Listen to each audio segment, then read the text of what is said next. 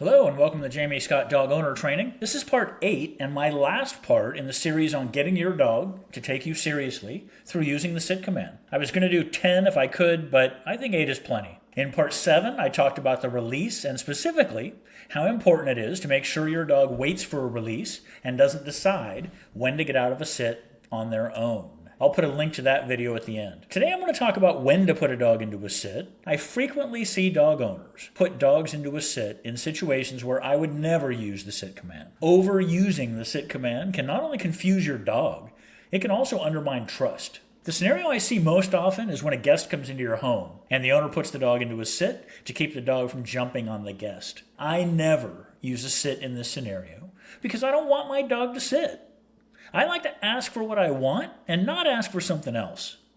In this situation, I want my dog to not jump on the guest, so that's what I ask for. Your dogs will never learn you don't want them jumping on your guests if every time they do it, you put them into a sit. Then there's the issue of how long you're going to leave the dog in the sit before you release them. Are they supposed to stay in the sit the whole time the guests are there until they leave? The vast majority of dog owners just let the dog decide when to get out of the sit. That shows your dogs that they are calling the shots, not you.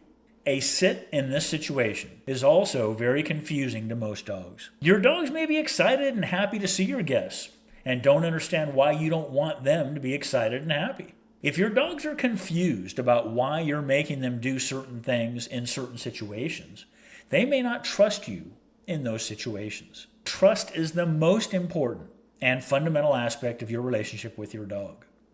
Trust is the foundation upon which your relationships are built. So if I have a guest in my house, I put Jack on the leash. I tell him no off if he goes over to greet the person. Then I praise him if he doesn't jump on them. If he does try to jump up after I tell him not to, I correct him. Then he doesn't get to greet again until he calms down. The timing is very important. The timing is very important. And I sell a video on my website for $10 where I demonstrate this technique in excruciating detail with actual dogs in the video. There's a preview of that video and I'll link to it at the end. That's what I got for you today. I'm on X now, link below. Thanks for watching and take care.